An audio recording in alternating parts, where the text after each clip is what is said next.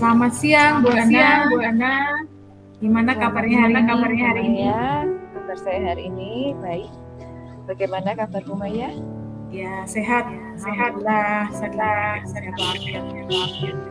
Ngomong-ngomong, kira-kira percakapan kita ini membahas apa ya, Bu Ana ya? Jadi saya mau sedikit sharing Bu Maya tentang anak didik kelas 7 ya. Jadi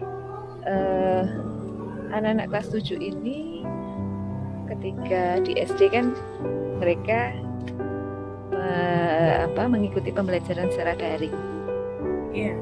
Nah, begitu masuk SMP sudah diperhadapkan dengan pembelajaran secara langsung, secara onsite begitu. Kemudian ketika melakukan pembelajaran, saya kalau melakukan pembelajaran kan selalu berkeliling ya, melihat apa yang mereka catat atau apa yang mereka kerjakan begitu. Ternyata di dalam buku itu tergabung banyak sekali mata pelajaran. Jadi satu buku mereka pakai untuk beberapa mata pelajaran, dan itu bukan hanya satu buku, ternyata ketika bawa 2 pun isi atau lebih pun isi bukunya adalah beberapa mata pelajaran. Iya. Kemudian ketika saya bertanya dan saya mencoba melihat buku-buku yang dibawa, ketika dibuka tasnya itu ternyata sangat banyak bukunya.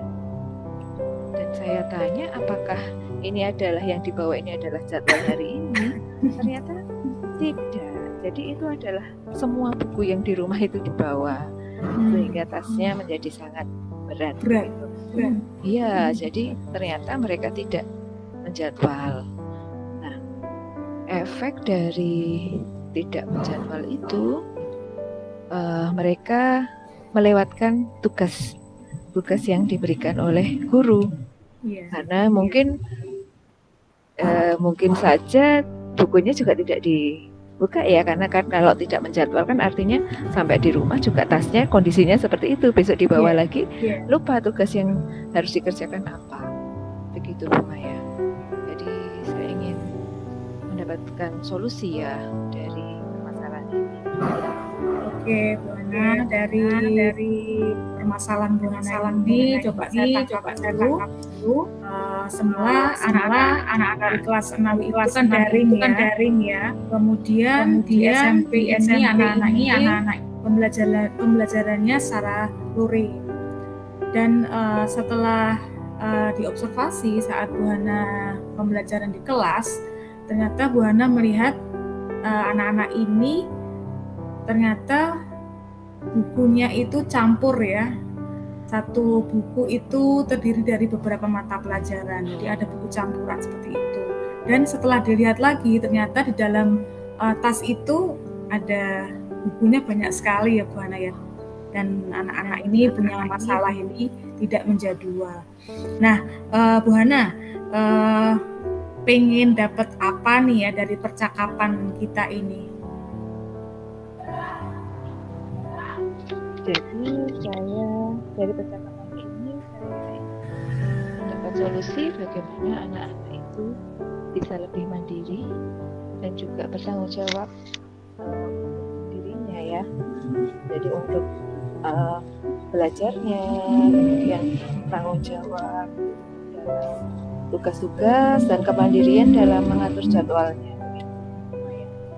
Oke, jadi Bu Hana ingin ada solusi ya bagaimana anak-anak itu bisa mandiri dan tanggung jawab dalam belajarnya. Gini Bu Hana, kalau menurut Bu Hana nih, murid-murid yang seperti apa sih yang diharapkan dari Bu Hana? Bagaimana sih idealnya anak-anak ini?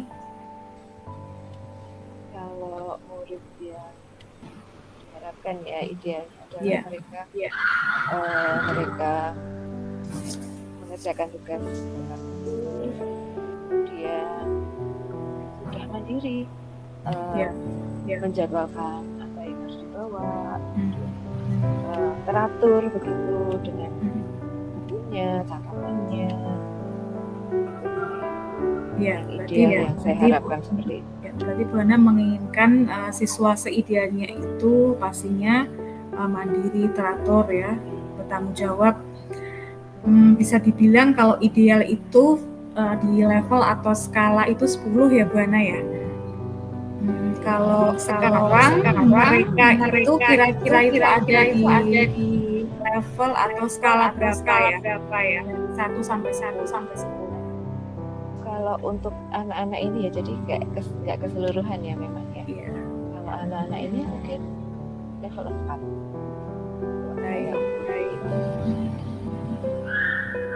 Mungkin kalau 10 agak susah ya diwujudkannya. Paling tidak mereka itu ada di level berapa ya Bu Hana ke depannya ini harapannya? Harapannya ya mereka bisa berada di level 7, mungkin berproses dulu begitu ya, berproses di level 7, kemudian kalau sudah mungkin bisa akan ada peningkatan lagi. Oke, kira-kira apa yang bisa Bu Hana lakukan ya untuk mencapai anak-anak ini di level 7? Mungkin yang dapat saya lakukan memberi pengertian pada mereka tentang tugas dan tanggung jawab sebagai seorang siswa. Kemudian mungkin saya juga kasih pengertian beban yang terlalu berat untuk dibawa mereka ke sekolah, misalkan menggunakan tas yang sangat berat itu akan berpengaruh buruk juga untuk kesehatan mereka, begitu, khususnya pertumbuhan tulang begitu Maya. Mungkin dengan begitu mereka bisa memahami, oh aku harus mengatur jadwal dengan baik, tidak perlu membawa semua buku ke sekolah gitu. Dia juga mungkin diberikan pengertian mengenai tugas, mengapa harus mengerjakan tepat waktu, mengapa harus teratur, karena itu semua melatih mereka ya untuk mempersiapkan diri mereka untuk ke jenjang yang lebih tinggi ataupun membangun kebiasaan ketika mereka dewasa. Begitu ya. Jadi upaya-upaya Bu Hana untuk mencapai level 7 ini siswa diberikan pengertian ya, tanggung jawab, kemudian diberikan pengertian juga bahwa apabila anak-anak ini membawa beban tas yang terlalu berat bisa berpengaruh juga untuk kesehatannya, dan diberikan pengertian mengapa harus bertanggung jawab seperti itu. Nah, kira-kira ada strategi khusus tidak untuk meningkatkan kemandirian dan tanggung jawab anak-anak tersebut? Mungkin saya terpikir bisa melalui keyakinan kelas Bu Maya. Jadi dalam keyakinan kelas itu kan seringkali terlewatkan mengenai ketertiban buku anak-anak begitu. Mungkin dalam keyakinan kelas ditambahkan supaya anak-anak juga, dan keyakinan itu kan harus muncul dari anak-anak sendiri ya. Kita akan mengharapkan anak-anak untuk memiliki keyakinan tentang kemandirian dan tanggung jawab, khususnya dalam kemandirian menjadwalkan pelajaran dan juga mengerjakan tugas gitu. Mungkin strateginya bisa melalui diskusi keyakinan kelas. Baik, dengan keyakinan kelas ini terutama kemandirian dan tanggung jawab diharapkan supaya anak-anak ini bisa berubah ya Bu Hana ya. Kemudian untuk siapa saja yang bisa membantu Bu Hana ya untuk bisa mencapai atau mengupayakan strategi-strategi yang akan Bu Hana lakukan? Dalam keyakinan kelas, mungkin saya akan berkolaborasi dengan wali kelas untuk juga mendampingi anak-anak. Mungkin wali juga bisa membantu apakah anak-anak ini sudah melakukan tugasnya menjadwal setiap hari, kemudian dapat apa sudah diselesaikan dengan baik gitu. Jadi saya akan berkolaborasi dengan kelas. Betul Bu Hana. Dengan kita bisa berkolaborasi dengan wali kelas, harapannya pasti anak-anak ini bisa terkontrol juga ya setiap harinya supaya anak-anak ini punya tanggung jawab. Tidak terasa ya Bu Hana ya, kita sudah ada di sesi akhir ini. Untuk target kedepannya, kira-kira Bu Hana akan melaksanakan strategi ini kapan ya?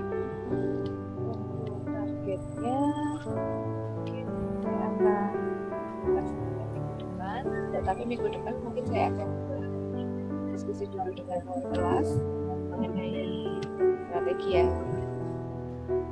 muncul tadi mengenai kelas. Kemudian jika sudah terjadi diskusi dengan kelas, saya akan melaksanakan di kelas segera. Ya, kapan-kapan kita bisa berbagi ya Bu Hana ya. Iya. Kita bincang-bincang tentang anak yang kedepannya nanti kalau sudah ada keyakinan kelas, mereka bisa ada. Siap. Terima kasih Bu Maya bantuannya. Oke Bu Hana, terima kasih. Ketemu lagi. Ini refleksi diri tentang tugas kita coaching, terutama untuk saya. Yang pertama, apa yang sudah berjalan dengan baik selama percakapan.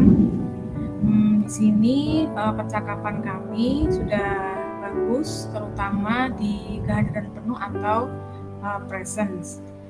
Karena sebetulnya ada sedikit kendala tadi ya, jadi karena suara saya itu berbalik, jadi fokus agak harus lebih lagi ya.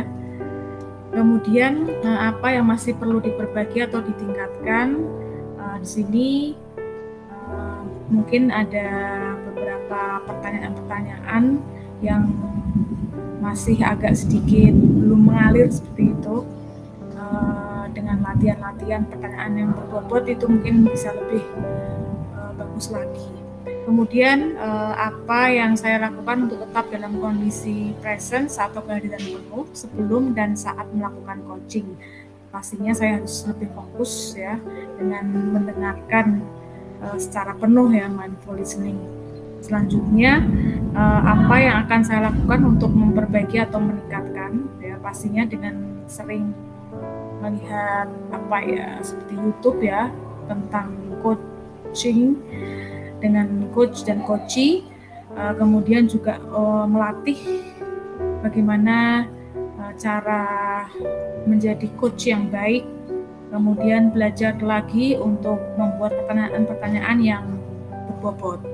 Nah, di sini untuk refleksi saya dari latihan ini sudah yang kedua kali ya, mungkin kedepannya kita harus lebih latihan lagi baik terhadap guru, kemudian kepada anak-anak kita, murid kita, dan pastinya saya juga akan menambah pengetahuan saya untuk kompetensi terutama untuk presence, kehadiran penuh, kemudian belajar mendengarkan secara aktif dan pastinya mengajukan pertanyaan-pertanyaan yang berbobot.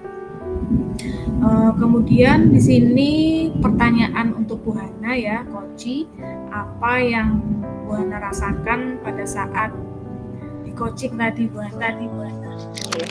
Jadi ketika di coaching tadi perasaan saya yang awalnya bingung ya dengan bagaimana mendapatkan solusi, mengalir begitu sehingga mendapatkan dari pembicaraan itu mendapatkan beberapa solusi. Jadi tiba-tiba dari arahan saya bisa mendapatkan strategi untuk